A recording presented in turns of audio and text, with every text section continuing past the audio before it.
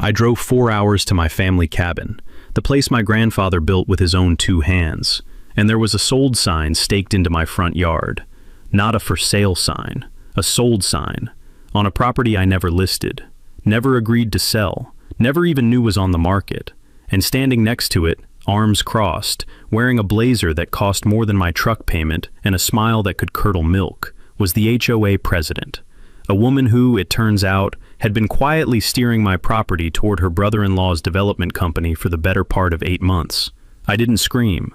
I didn't cry. I walked back to my truck, pulled out my phone, and started recording. This is the story of how a corrupt HOA tried to steal a dead man's legacy, and how I made sure the whole county watched them fail. What would you do if you came home to a sold sign on property you never listed? And where are you watching from? Drop it in the comments. My grandfather, Elwood Castor, was not a wealthy man by any conventional measure. He was a pipe fitter out of western Montana who spent 32 years working cold job sites and eating lunch out of a steel thermos.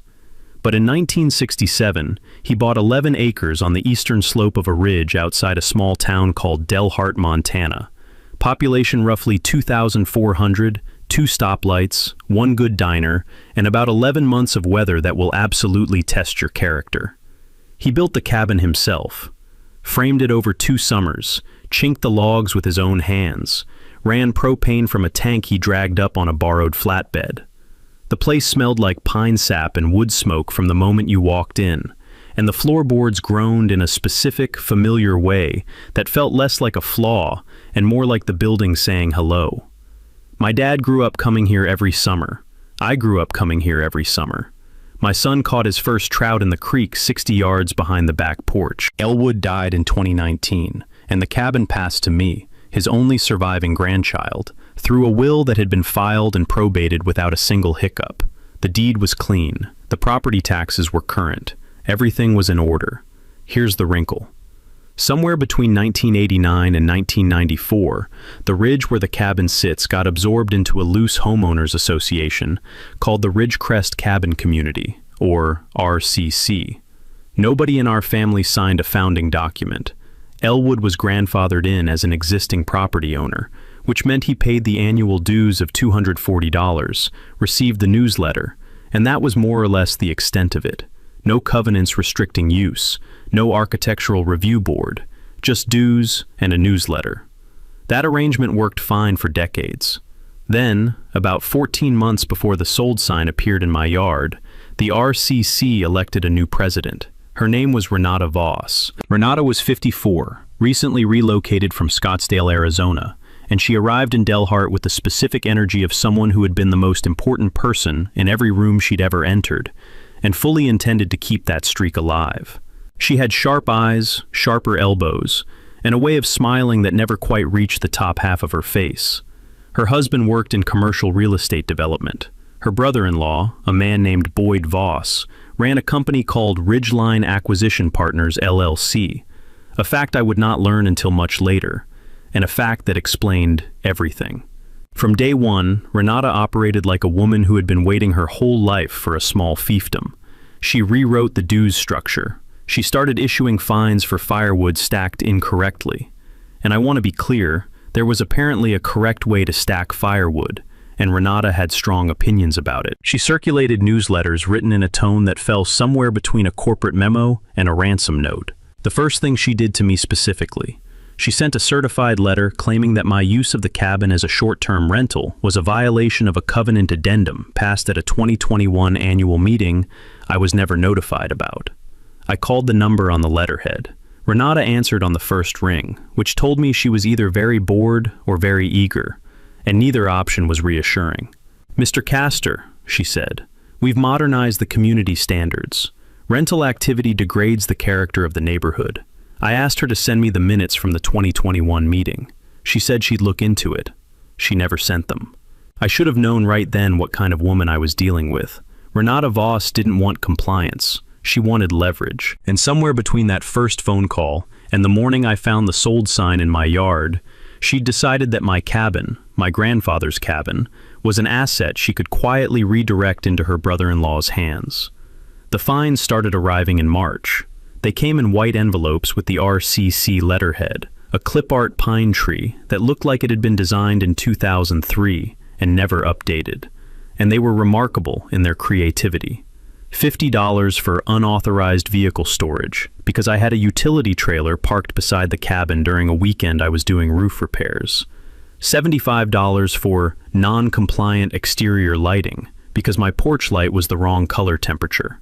I didn't even know porch lights had color temperatures until Renata Voss made it her personal mission to inform me. I ignored the first two. The third one came with a note that said, unpaid fines could result in a lien being placed on the property. Now, here's something most people don't know, and it's worth pausing on because it is genuinely alarming. In many states, an HOA can place a lien on your property for unpaid assessments and fines. And if those liens go unpaid long enough, the HOA can initiate foreclosure proceedings, even if you have no mortgage, even if you've owned the property outright for decades. Montana has HOA lien statutes that give associations real teeth if the underlying charges are legitimate. The key word there is legitimate.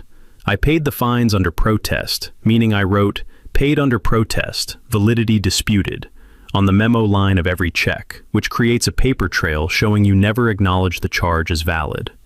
Takeaway: always pay disputed HOA fines under protest in writing, and keep copies of everything. Then I called a property attorney in Missoula named Cordell Waverly. Cordell was 61, had a voice like gravel in a coffee can, and had spent the better part of 3 decades untangling exactly this kind of rural property dispute. He listened to my summary for about 4 minutes, asked 2 questions, and then made a sound that was somewhere between a sigh and a laugh. "Send me the covenant addendum she's citing," Cordell said. "She hasn't sent it to me." A pause. "She cited a covenant she hasn't provided you a copy of?" "Correct." "All right, we're going to have some fun." Cordell sent Renata a formal letter requesting the complete RCC governing documents. The original CC and Rs, all recorded amendments, all meeting minutes from the past 5 years, and the specific addendum referenced in the fine notices. Under Montana law, HOA members are entitled to inspect association records. This isn't a gray area. It is black-letter law, and an HOA's failure to produce records upon a legitimate request is itself a violation. Renata's response arrived 10 days later, a packet of documents that was notable primarily for what it didn't include. There were no meeting minutes from the 2021 annual meeting.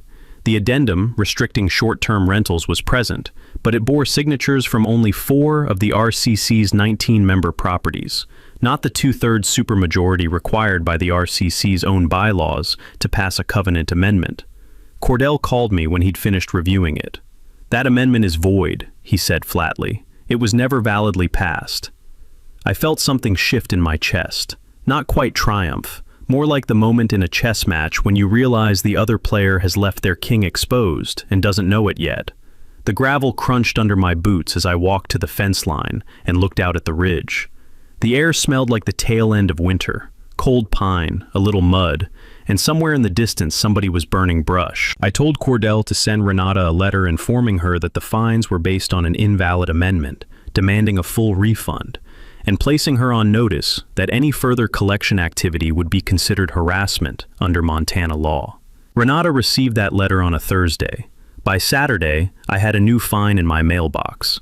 This one was for $200, described only as a Community Standards Assessment, General. No specific violations cited, no ordinance number, just $200, payable within 30 days. I called Cordell. He was quiet for a moment, and I could hear him tapping something on his desk. "She's escalating," Cordell said. "I noticed." "Good. Keep every envelope. Don't throw away anything she sends you, even the junk mail. And the next time you go up to the cabin, take pictures of everything, every inch of the exterior, dated. I want a record of the property's condition." I drove up the following weekend, brought my camera, my son Ren, and a thermos of coffee that Elwood would have approved of. When I got there, someone had spray painted the word "violation" in orange across my front gate. The orange spray paint was a mistake on Renata's part, though she didn't know it yet. My son was 12 at the time, and he looked at that gate with the kind of flat, unimpressed expression that only kids can produce when adults disappoint them. "That's vandalism," he said. "Yes, it is," I told him. "Are you going to call the police?" "Eventually," I said, but first I'm going to document it properly. We photographed everything, the gate from 6 angles, including close-ups that captured the paint's texture, still slightly tacky, which meant it had been applied within the past 48 hours. The surrounding area, the tire tracks and the soft mud near the fence post, which were narrow and consistent with a golf cart or small utility vehicle. Renata drove a John Deere Gator around the RCC common areas like it was a presidential motorcade. I filed a vandalism report with the county sheriff's department that afternoon. The deputy who took my report, a quiet, unhurried man named Briggs, looked at my photographs and wrote down everything without editorializing. Before he left, he mentioned, unprompted, that the RCC had generated more complaints in the past 14 months than in the previous 12 years combined. That was useful information. What I did next requires a brief explanation about HOA governance, because this is where things started getting interesting in ways Renata clearly had not anticipated. RCC was not a mandatory membership HOA. Elwood had been grandfathered in as a voluntary member, which meant the association's authority over my property derived entirely from his voluntary participation and payment of dues. There was no recorded declaration of covenants, conditions, and restrictions tied to the deed, the kind that gets recorded with the county and runs with the land automatically. The RCC's authority over my property was contractual, not deed-based. Cordell explained this to me over the phone, with the careful energy of someone who knows the information is worth real money. "You can resign from this HOA," he said. "Right now, today. Write a letter, send it certified mail, stop paying dues. Their governing documents are essentially a membership contract, and you can exit it." I asked the obvious question. What happens to the fines they've already issued? Their ability to enforce those was always questionable, given the invalid amendment. Once you've resigned, any new fines are entirely unenforceable against you. They can send you all the letters they want. They cannot lien your property. They have no recorded authority. Takeaway: if your HOA's authority is contractual rather than deed recorded, you may be able to simply resign. Consult a property attorney in your state to confirm. I sent the resignation letter on a Tuesday. Certified mail, return receipt requested. Cordell drafted it. 2 paragraphs, clean and precise, citing the invalid amendment as evidence of the board's failure to follow its own governing documents, and formally withdrawing my membership effective immediately. Renata signed for it on a Wednesday morning. By Wednesday afternoon, I had a voicemail from a number I didn't recognize. The voice was male, smooth in a practiced way, and identified himself as Boyd Voss, Renata's brother-in-law, though he didn't mention that connection. Describing himself as a regional development consultant, interested in discussing the acquisition of underutilized mountain properties in the Delhart corridor. I did not call him back. Instead, I ran a search on Boyd Voss's business entity through the Montana Secretary of State's corporate database. Public record, free to access, takes about 4 minutes. What I found was Ridgeline Acquisition Partners, LLC, formed 11 months prior, with 2 registered members, Boyd Voss, and a name I recognized as the RCC's treasurer, a woman named Hallie Drutch. The HOA treasurer was a partner in the development company that was targeting HOA member properties. I sat with that for a long moment. Outside, the wind moved through the pines and made that specific sound, part whisper, part low moan, that I'd been hearing at this cabin my entire life. The floorboards groaned. The propane heater ticked steadily in the corner. I called Cordell. "How deep does this go?" I asked. "Send me what you found," he said, "and then I want you to request the full financial records of the RCC, every bank statement, every check written in the past 3 years. You're still entitled to those as a recently resigned member, challenging the validity of your departure terms." I submitted that records request the next morning. 3 days later, Renata changed the gate code to the RCC Common Road, the only paved access to my property. Let me paint the picture clearly. My cabin sits at the end of a private easement road. That road passes through a short stretch of RCC-managed common property, maybe 200 yards, before reaching the boundary of my 11 acres. This had never been an issue because for decades the gate on that stretch was either open or the code was widely shared among property owners. When Renata changed the code and didn't provide it to me, she effectively blockaded my own property. I couldn't reach my driveway without crossing that 200-yard stretch. and she knew it. I found out on a Friday evening when I drove up after work and sat at that gate for 20 minutes, trying the old code, getting nowhere, while the sun dropped behind the ridge and the temperature fell about 15 degrees in 45 minutes, the way it does in Montana in early spring. I could smell the pine and the cold, and, somewhere upwind, a neighbor's wood fire. I could see my cabin's roof from the road. I could not reach it. I called Renata. She didn't answer. I called Cordell from the truck. He answered on the second ring. "Does your easement document specify access terms?" he asked. "I'll have to pull the deed." "Pull it tonight. If that easement guarantees reasonable access, and they've denied it without notice, that's potentially tortious interference, meaning they've intentionally disrupted your lawful use of your property. That's not a fine situation. That's a lawsuit situation." I drove to the diner in Delhart and pulled up the deed and easement documents on my phone over bad coffee and good pie.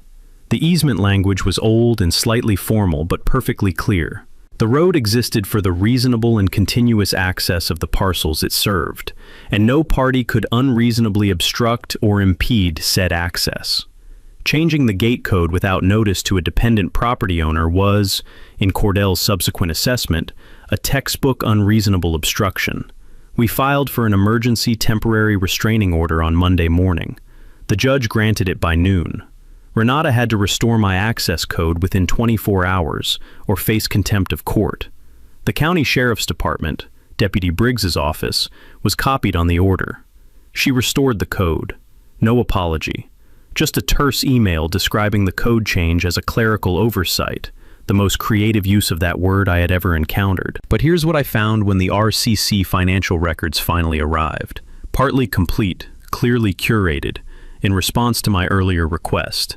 3 wire transfers from the RCC operating account to an entity called Property Management Solutions of Montana, totaling $47,000 over 18 months.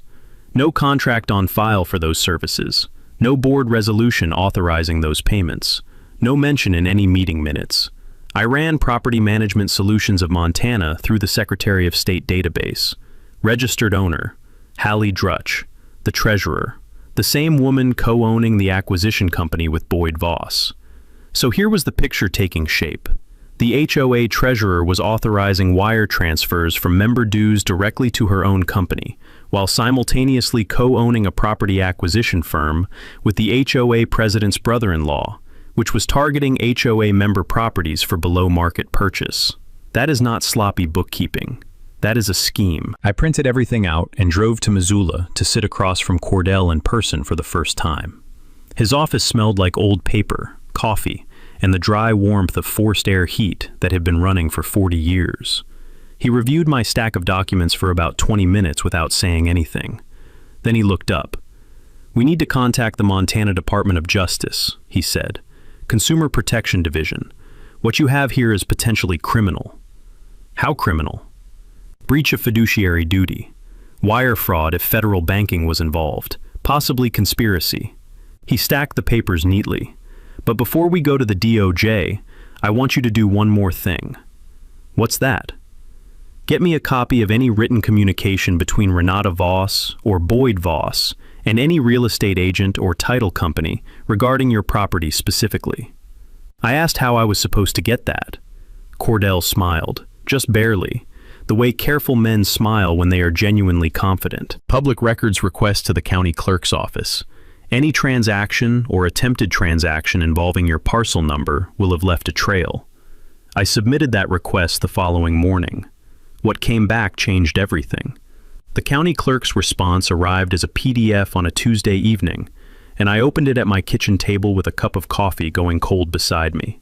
It contained something I had not expected.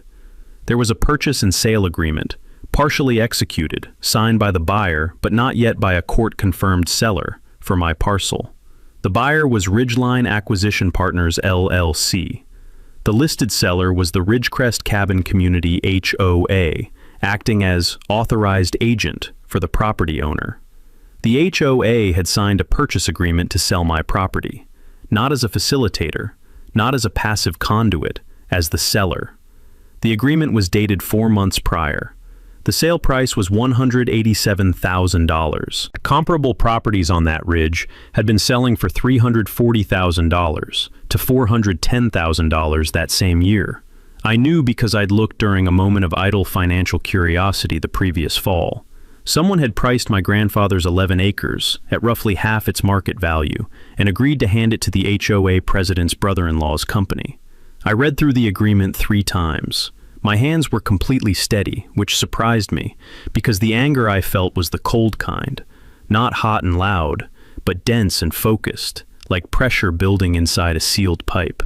The agreement cited a provision in the RCC's original 1994 governing documents, granting the HOA authority to manage, convey, or liquidate member properties in cases of prolonged abandonment or assessment delinquency. The fines Renata had issued me, based on the invalid amendment paid under protest, had been logged in the HOA's internal records as unpaid delinquent assessments. On paper, in Renata's carefully constructed fiction, I was a delinquent member who had abandoned his property. The 1994 provision was real.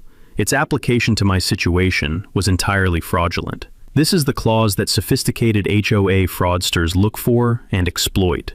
Abandonment and delinquency provisions written for genuine edge cases. A property whose owner has truly died without heirs or genuinely walked away, weaponized with falsified records against owners who are very much present, paying, and engaged.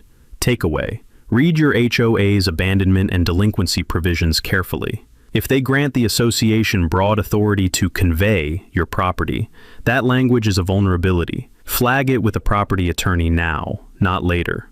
I called Cordell that night. He was quiet for a long time after I finished. They falsified your delinquency status, he said, or manufactured it. The fines were issued under an invalid amendment.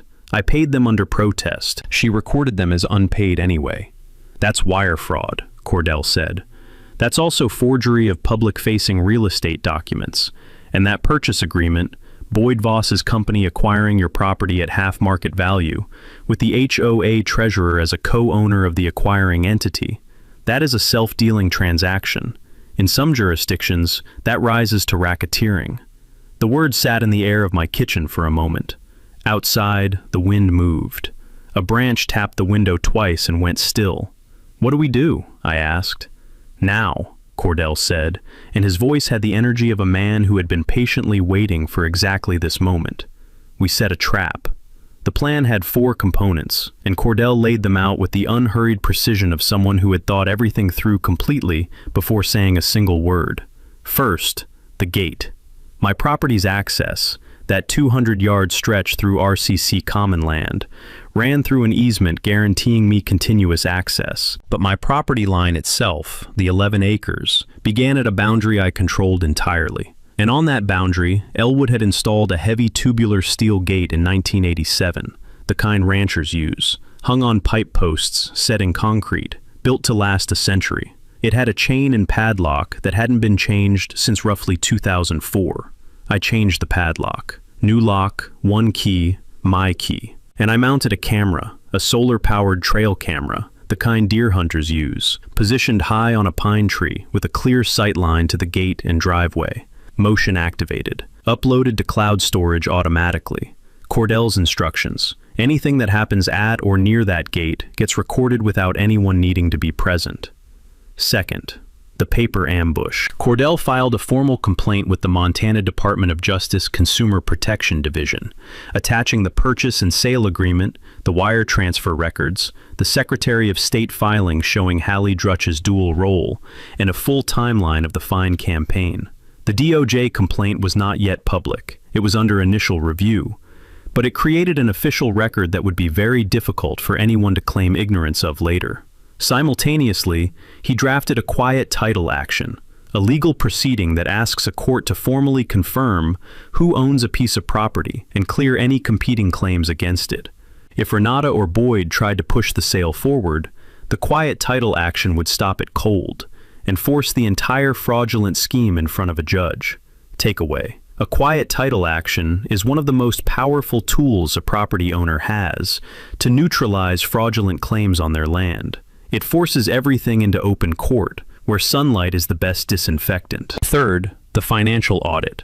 Cordell connected me with a forensic accountant named Sybil Crane, based in Missoula, who specialized in small entity fraud.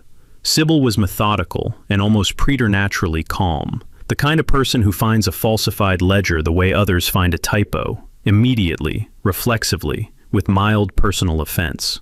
She reviewed the RCC financials I'd obtained, and within a week had identified not just the $47,000 in unauthorized transfers to Hallie Drutch's company, but an additional $14,000 in payments to a maintenance contractor, whose business license had expired 2 years prior, and who, Sybil noted with the flat tone of someone reading a weather report, shared a mailing address with Renata Voss's home.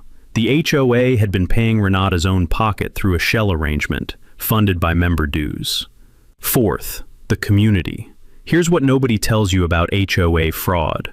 You are almost never the only victim. The same playbook applied to me. Manufactured delinquencies, selective enforcement, pressure to sell, had been applied in various forms to at least 3 other property owners in the RCC. I knew this because once word got around that I had filed a DOJ complaint and retained an attorney, people started calling me. There was a man named Theo Ostland, whose firewood stacking fine had compounded to $1,800, and who'd been told by Renata that his only option was a property assessment buyout, meaning sell to Boyd's company and the debt disappears. There was a retired electrician named Dix Calloway, whose access to the RCC fishing pond had been revoked on grounds with no basis in the governing documents.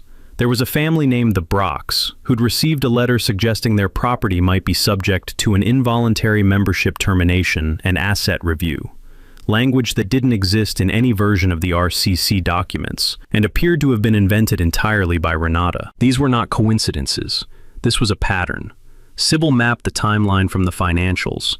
The pressure campaigns against individual owners had intensified precisely as Ridgeline Acquisition Partners was formed. The fines were the mechanism. The fabricated delinquency records were the paper trail. Boyd's company was the exit. We were looking at a coordinated scheme to manufacture delinquency, fabricate authority, and transfer property at below market value to a related party, all funded in part by the victim's own HOA dues. I sat with Theo, Dix, and the Brocks around my kitchen table one Saturday in April. Outside, the snow was finally releasing its grip on the ridge, and the first real mud of spring was working its way through the gravel. I made a pot of coffee. My son moved quietly in and out of the kitchen, refilling cups without being asked, the way he'd watched me do it his whole life. We go public together, I told them. All of us. Same day. And we make sure the right people are in the room. Renata, to her credit, was not entirely blind to the storm building around her. In the 6 weeks between the planning meeting and the public confrontation, she made 3 distinct moves, each one more desperate than the last, and each one, in the way of desperate moves, generating exactly the additional evidence we needed. Move 1. The smear. A post appeared on the Delhart Community Facebook group, about 1,800 members, used mainly for lost dog notices and heated opinions about road maintenance, claiming that I had been operating an unlicensed commercial hospitality operation on my property, that I had failed to pay significant community assessments, and that I had threatened HOA board members during recent interactions. The post came from an account created 6 days prior, no profile photo, a name that appeared nowhere in the actual community. Within 24 hours, 3 other brand new accounts had replied to corroborate the claims. I took screenshots of everything, including account creation dates. Then I posted a calm, simple response. Scans of my paid under protest checks, a copy of the court order requiring Renata to restore my gate access, and a 1-sentence note that I had filed a complaint with the Montana Department of Justice. I did not accuse anyone. I did not name Renata. I simply provided documents and invited anyone with questions to contact Cordell Waverly's office. The post had 340 reactions by the following morning. The fake accounts went completely silent. Move 2. The approach. Boyd Voss appeared at my cabin on a Wednesday afternoon while I was there doing maintenance. He drove a clean silver pickup and wore the kind of fleece vest that signals a very specific type of ambition. He knocked on the doorframe like we were old friends. "Just wanted to introduce myself," he said. "I think there may have been some miscommunication about the property situation." I let him talk. He spoke for about 4 minutes in the smooth, practiced cadence of a man who had made many offers he expected to be declined, about the challenging market, the burden of remote property ownership, the competitive offer his company was prepared to make. I said, "I want to make sure I understand your position. Are you saying your company intends to purchase this property?" He said yes, through a structured agreement with the RCC. I said, "This conversation is being recorded. Do you consent?" He looked at the trail camera mounted above the door, same model as the gate unit, and his expression did a very interesting thing. He left without another word. In Montana, single-party consent applies to recorded conversations, meaning I had the legal right to record without his knowledge. The recording was now part of Cordell's file. Takeaway: know your state's recording consent laws. In single-party consent states, you can legally record your own conversations on your own property. Move 3. The break-in attempt. The trail camera at my gate captured, at 11:47 p.m. on a Thursday, a figure in dark clothing approaching on foot with bolt cutters, spending approximately 90 seconds attempting to cut my chain before giving up and retreating. The figure kept their face down and wore a hat, but the build and the white SUV parked 30 yards back with lights off were consistent with one specific person in the RCC orbit. I sent the footage to Deputy Briggs the following morning. Briggs called me back that afternoon. "We're going to want to talk to some people," he said, in his unhurried way of saying things that were actually quite significant. The sheriff's department opened an investigation, not yet public, but open.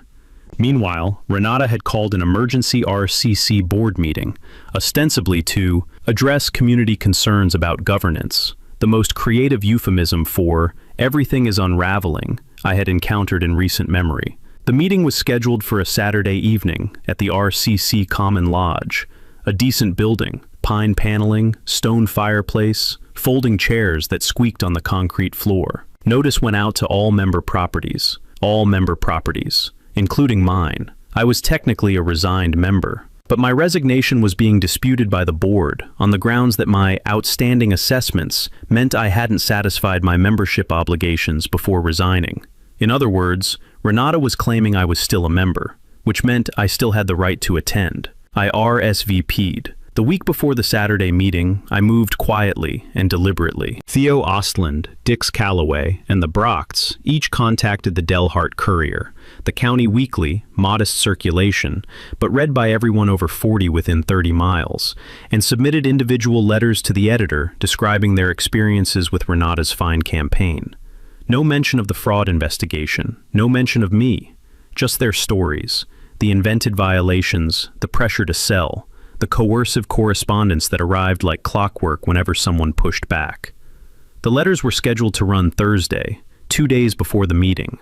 Sybil Crane completed her forensic accounting report on Tuesday, 22 pages, single-spaced, documenting $63,400 in potentially fraudulent disbursements from RCC accounts over 30 months.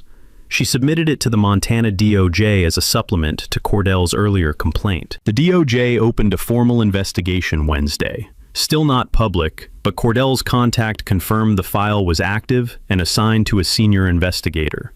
I made a call I'd been sitting on for 2 weeks. I reached out to a reporter at the Missoula Independent named Taryn Vessel. I'd found her through a search of her prior work. She'd done a deeply reported piece the prior year on predatory HOA practices in a different Montana county, a story that had generated significant statewide attention. I sent her a summary document, no names yet, just the structure of the scheme, the document trail, and a note that a public meeting was happening Saturday. She called back within 2 hours. "Can you give me access to the documents?" she asked. "After Saturday," I said. "In person." She agreed. Thursday morning, I drove to the cabin and spent a few hours on real maintenance, the kind you do because a building deserves attention, not because anyone is watching. The floorboards still groaned in exactly the right places. The propane heater ticked in the corner. I opened the windows and let in the pine-cold April air and stood in the kitchen where Elwood used to make breakfast, and I thought, not for the first time, about what it means to fight for something not because you're certain you'll win, but because walking away without a fight is its own kind of surrender. My son called that afternoon. He was staying with his mother that week. "Dad," he said, "are you going to be okay Saturday?" "I'm going to be better than okay," I told him. "Good," he said. "Can I come?" I told him yes. Friday, Renata made one final move.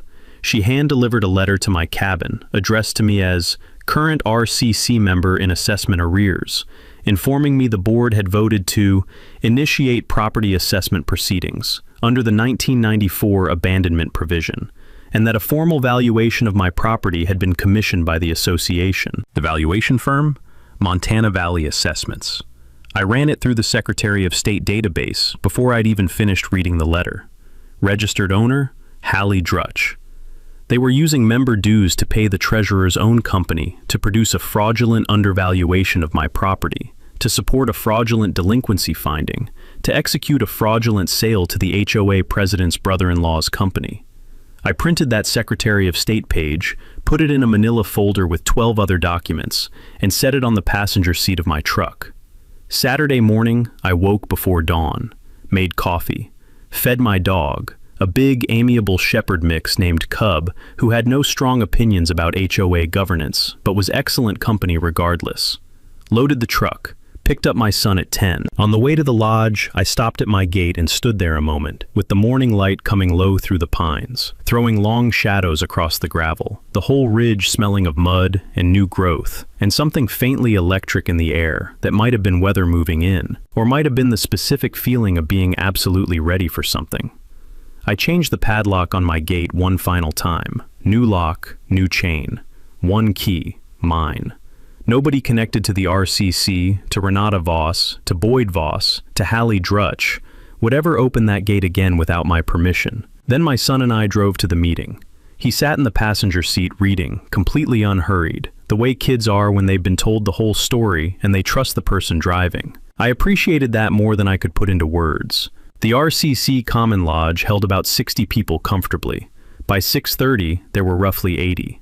Word had gotten out. The courier letters had run Thursday, all 3 of them, side by side, the editor having apparently decided to treat them as a package. The community Facebook group had been buzzing for 48 hours. People came who had never attended an RCC meeting in their lives. Neighboring property owners, Delhart residents with no HOA connection, but a healthy appetite for a genuine local scandal, and at least 4 members of the county commission who had, I learned later, been receiving calls about the RCC for weeks. Taryn Vessel from the Missoula Independent was there, in the back row, notepad open, pen already moving. Deputy Briggs was there in uniform, what he described as routine community presence, which nobody in that room believed for even 1 second. Renata was at the front behind a folding table, Hallie Drutch seated beside her. Renata wore a blazer and had her hair pulled back and was doing a precise, controlled version of calm, the kind that requires a great deal of effort to maintain. She saw me come in. She saw Theo. She saw Dix. She saw the Brocks filing in behind me. Her expression did not crack, but something behind her eyes shifted, the way a room shifts when someone opens a window and the pressure changes. She opened the meeting by thanking everyone for attending and noting she wanted to address recent misinformation circulating in the community. I let her talk for about 6 minutes. Then I raised my hand. She ignored it. I stood up. "Ms. Voss," I said, in the voice I use when I want to be heard across a room without raising it, "I'd like to present some documents for the community's consideration." A murmur moved through the room. Renata started to say something about procedure. I talked over her. Politely, clearly, without hesitation. "I have a purchase and sale agreement signed by this HOA as seller for my property. A property I never authorized for sale. I have wire transfer records showing $63,400 in HOA dues paid to a company owned by your treasurer, Hallie Drutch, without board authorization. I have Secretary of State filings showing that Ms. Drutch is also a co-owner of Ridgeline Acquisition Partners, the company purchasing properties from this HOA at below market values.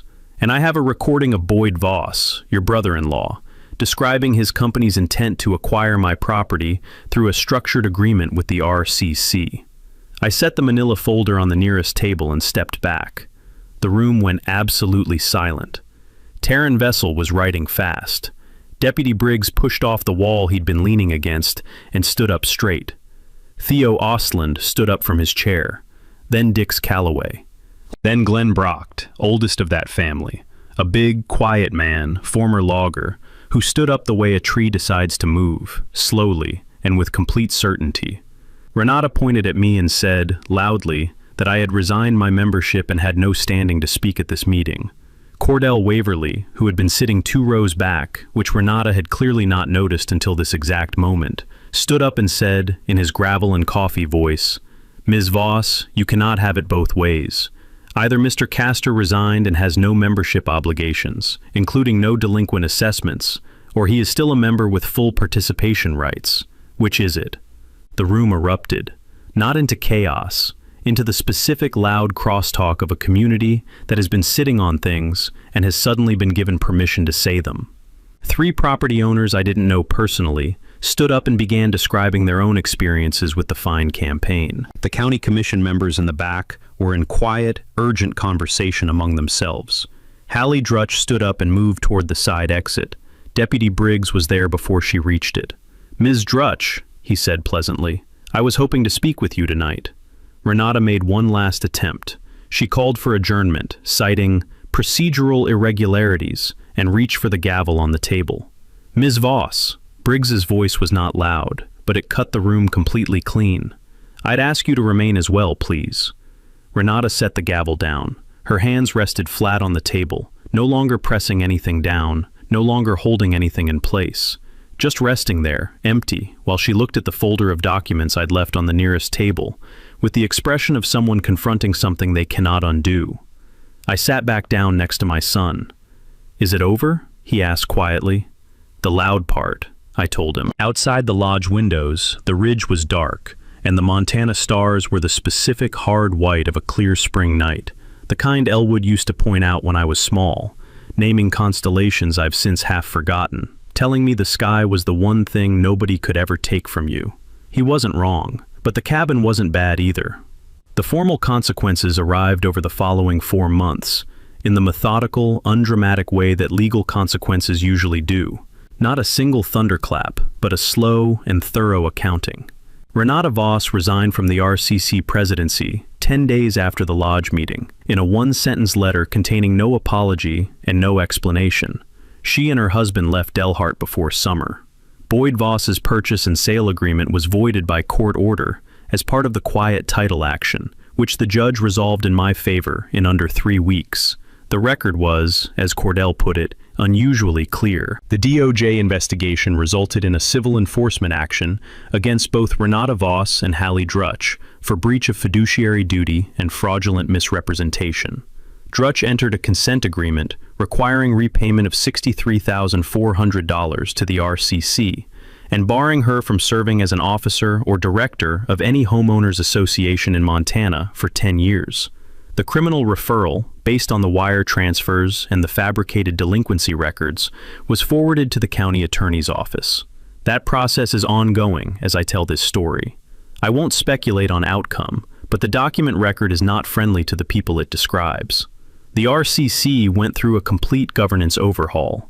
A new elected board, which included Theo Ostland and Dix Calloway, hired an independent management company, rewrote the governing documents with an HOA attorney's oversight, and formally recorded those documents with the county so they'd be deed-based and transparent going forward. Annual dues went down.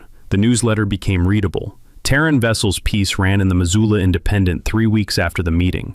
It was the most read story on their website that month. 2 other Montana counties subsequently opened reviews of HOA governance practices in their jurisdictions, citing the Delhart case by name. My fines were refunded, all of them, with interest. I went back to the cabin the weekend after the court order came through. Just me and Cub, no particular agenda. Drove up the ridge, parked, walked to the gate, and opened it with my own key. The hinges protested slightly, which felt completely appropriate.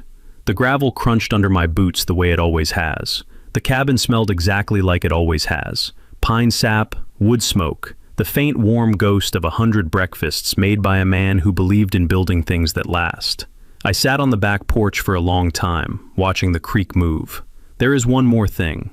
The RCC's new board, in its first full year of operation, voted to establish the Elwood Castor Conservation Stewardship Fund, a small endowment seeded partly by the recovered dues money and partly by voluntary contributions from community members, dedicated to maintaining the common green space on the ridge and funding an annual scholarship for a Delhart graduating senior pursuing a degree in land management, environmental science, or conservation. Theo Osland proposed it at the first board meeting. The vote was unanimous. Elwood never went to college.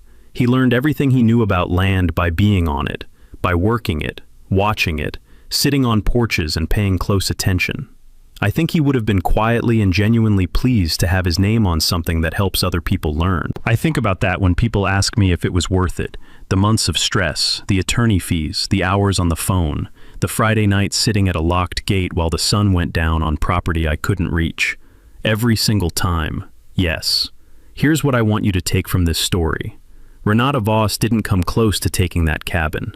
Not because the system automatically protects people, because it doesn't, not always, but because I documented from day one, found the right attorney, requested every record I was entitled to, and connected with my neighbors instead of suffering alone. The moment you stop being isolated is the moment these schemes become fragile. They depend on silence. They depend on people assuming the institution is acting in good faith. The moment you start asking questions in writing, the whole thing starts to crack. Don't be silent. Don't be alone. And that's how it ended. Not with a dramatic speech, not with a lucky break. It ended because Castor did three things most people don't. He documented everything from day one. He found out his neighbors were being hit with the same playbook, and he started examining the institution was acting in good faith. $63,000 in fraudulent transfer, a purchase agreement on property now listed for sale, a treasurer co-owning the company buying the land her own HOAs were supposed to protect. None of it surfaced. If he worked away quietly, he didn't. Here's the one thing I want you to remember. These schemes don't survive daylight. They survive silent. You don't need to be a lawyer. You just need to start asking questions in writing and stop being alone in the fight. If you dealt with a fine that made no sense, a board that rewrote the rules overnight, or a neighbor with too much power and zero accountability, drop it in the comment. I read everyone. And if this story reminded you that the little guy can still win when he show up prepared, subscribe. We've got a lot more. Where he came from, the cabin was worth fighting for, so it's yours.